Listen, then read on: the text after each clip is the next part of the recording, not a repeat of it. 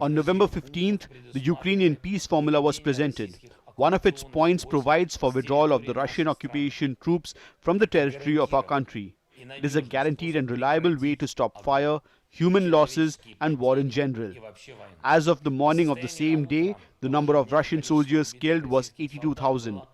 On December 12th, Russia received an offer to bring implementation of the peace formula by withdrawing the occupation forces precisely on Christmas. As of that day, the number of Russian soldiers killed was almost 95,000. Apparently, the leaders of your country failed to hear both of our proposals. It is apparently deep there, and no one can hear anything in the place where their leaders are. As of today, you have already lost almost 110,000 of your soldiers killed in this war.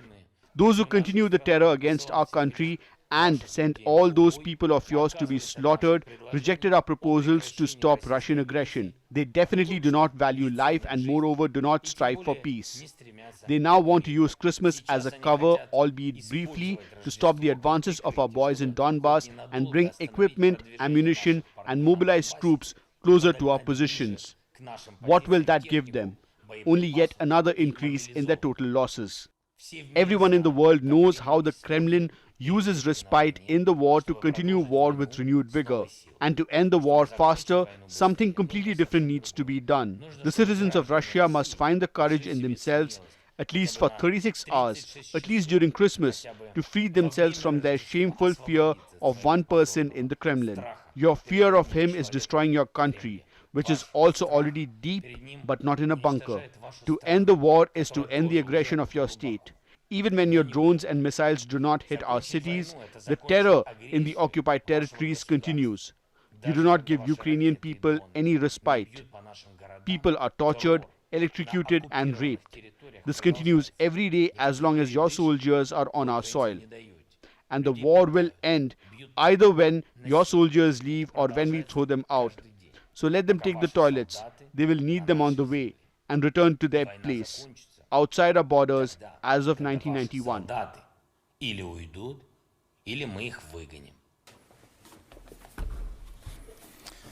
right. Well, good afternoon, everyone. I hope you enjoyed your holiday season, that you were able to get some well-deserved time off. I do have several things to pass along at the top, so I appreciate your patience in advance, and then I'll be happy to take your questions. Just to follow up on Russian President Vladimir Putin's call for a ceasefire, what does this building think about that Orthodox Christmas ceasefire?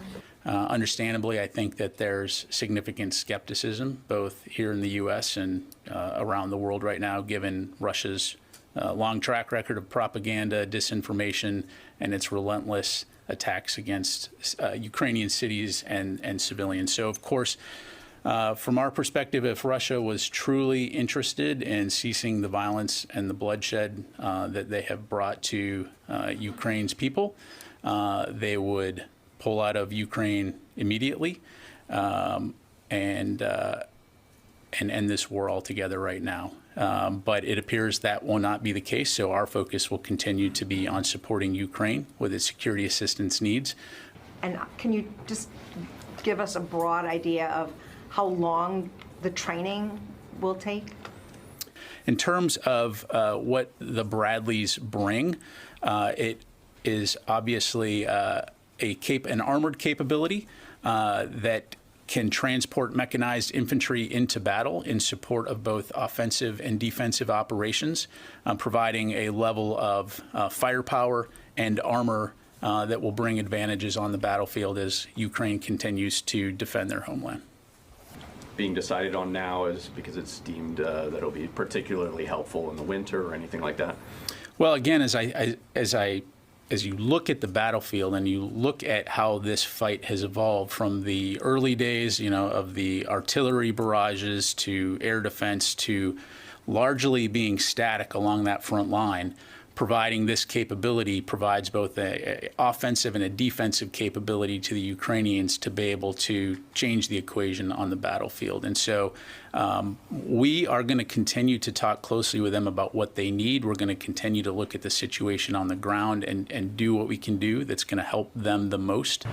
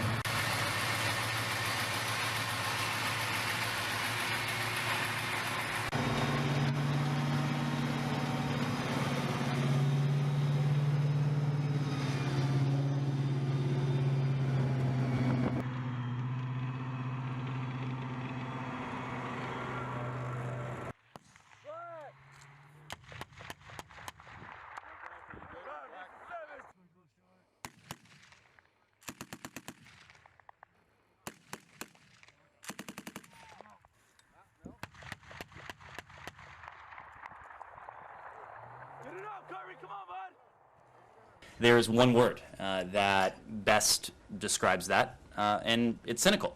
It's cynical in large part because it comes just days after Moscow perpetrated these New Year's Day attacks on Ukraine's civilian infrastructure, its civilian centers, following repeated days of attacks against similar targets. And I hesitate to even call them targets because, again, these are civilian centers in many cases.